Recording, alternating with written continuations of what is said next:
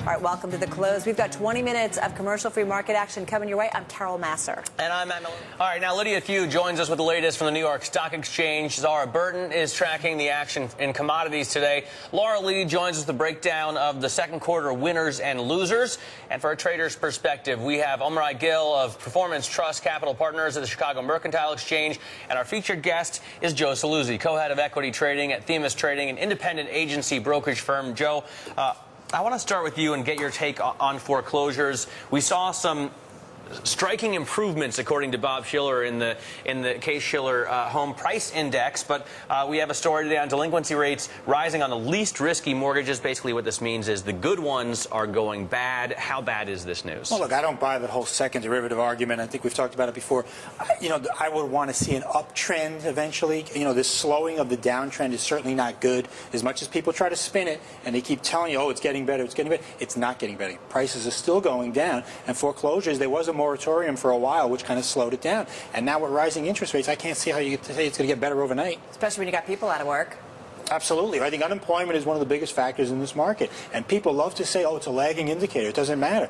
That's so not true. But it is every time. And it matters to those people who don't have jobs and can't is that wrong? mortgage or pay their bills. Hey, if you're not out of work, I'm not out of work. But if my neighbor is out of work, it's going to affect me because I'm thinking, well, wait, maybe if it's me tomorrow. So the 10% number or 9.8 that we're going to see on Thursday may not be the real number. It's really what's the effect of that on employment. Okay, the consensus, by the way, is for 9.6. Let me ask you, Chris Ruppke's coming on in a couple of minutes. He thinks we're going to see the peak in the unemployment rate in 1 or 2 months from now. I mean, if we do see that turnaround, and I know you think it's not great to see a decline in the decline, but you want to see an absolute turnaround. If we do see, though, unemployment start to come back down, do you think we could have a better shot at recovery? Well, sure. I mean, eventually. But, I mean, right now, we don't have that. We've got forecasts of 10, 11, 12, and you've got, government forecasts that are intentionally misleading us constantly. From the budget deficit to the stress test, these numbers are coming out 8.5%. People are forecasting that. I mean, come on. Let's be real here. So when I start to see those numbers, we'll talk again.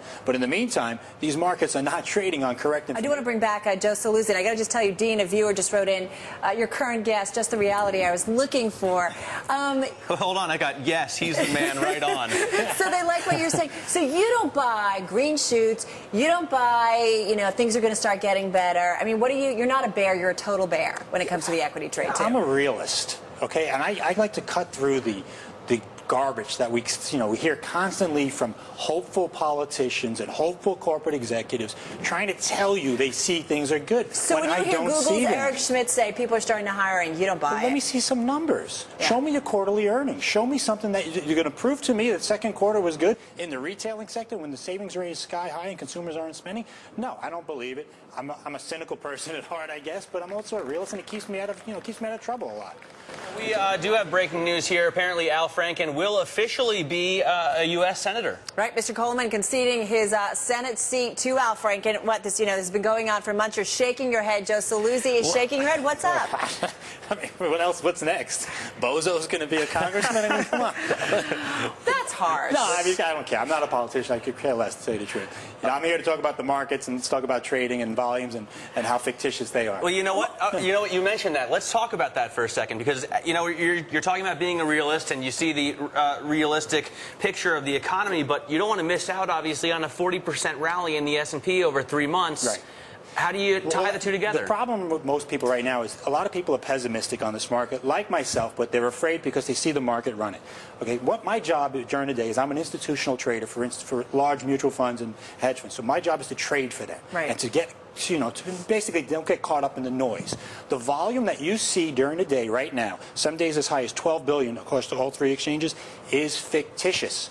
It's not real, okay? I'm going to say that 60 to 70% of this volume that you're seeing come across, it's volume, but it's done by what they call high-frequency traders. These are machines. The biggest machine out there wins the game nowadays. And these people deal in sub-seconds. 50 milliseconds is a huge amount of time. If anything over that, you're a dinosaur in the business. So what they do all day long is basically buy and sell, and they try to collect liquidity rebates from the exchanges who are basically in partnership with them, and they trade for no apparent fundamental reason. And this is my problem. And being that we're in a bullish tape right now, they're all just buying. Well, so what do? You're investing for your clients. Are you telling me that you were shorting the market during this last No, quarter? well, actually, I trade for my clients. I'm an agency-only trader, so Okay. my job is, they make the decisions. I execute around the noise. This noise that comes through the tape all day long. But what have your clients been doing? Have they been chasing this rally? Well, some of them buy, some of them sell. We deal with all different types. Some of them short and so on. Right. Some of them are sector-based. But my job is to make sure that during the day when a program gets shot through, and by the way, 1 billion shares a week going through, a certain broker on the exchange with program trading, principally related program trades, is a way to get the market to go in your directions. And what happens is, since we're all electronically linked, the algorithms, which a lot of these other institutions use, not the guys that I talk to, chase the programs and artificially inflate the prices. So your point is the rally that we've seen because of this type of trading, it's not real. It cuts both ways. That's right. This could be, since we're in a bull tape, everybody's jumping on board. But here's the trick. They can run for the trapdoor tomorrow, and if everybody becomes a seller, they'll all just go the other way. They don't care about the prices anymore. All right, well, speaking of Bozo here, we have live shots of Al Franken. These guys are tough. Back now to Joe Saluzzi. He's co-head of equity trading at Themis Trading. And I want to ask about if you think the game is fixed here, the market's manipulated, do you expect reforms to help? I don't think they will reform it. I think the SEC has already kind of said, hey, you're a big boy, you're playing in this game, deal with it. And they have noted that in several comments. So I'm a professional investor, okay? I'm a professional trader. I know how to navigate around this. I'm afraid that some of the retail investors or some of these algorithms that some people are using are not aware of what's going on. And the trick to the market here is the high-frequency guy does not add liquidity. He adds volume. And there's a big difference between liquidity and volume. Okay, volume is 12 billion shares. Who cares? But when the door, if a news event occurs, and there's no liquidity there anymore, the trap door opens and no one's there left to buy. Well, you talk about news events. We just talked about Al Franken, winning. You had Norm Coleman conceding, the victory to Mr. Franken. That makes what? The party, they've now got a filibuster-proof majority. There's so many changes being talked about in Washington.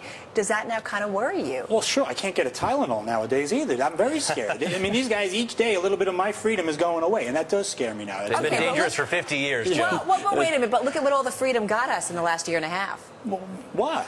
What has it gotten us? A lax regulatory environment created that was part of the what created what we've lived over the last year and a half. There's a lot of blame to be passed around, right. Okay? And there were certain individuals and certain corporations that could have done a better job, but that goes across both parties, okay? I agree. It's not just a party thing. I still think we live in the best country around with a capitalist society, which is meant to improve in profits. Everybody understands this is how you get a better economic standards. But now we're going the other way right now. So what do you want to see that makes you say, all right, things are better, it is time to be your total bear? Well, you got to keep in mind, I have to interject that I think you feel probably that you have an advantage over electronic traders, so it doesn't really bother you if we don't get reforms here because you can do a better job for your clients. No, because I have a feeling one day that the door is going to close, everyone's going to be running for the exits, there's going to be a major move in the market, and everyone's going to wonder what happened. What about that crazy guy on Bloomberg television that day, and he was talking about these high-frequency guys? There's a problem structurally in the equity markets that nobody wants to talk about.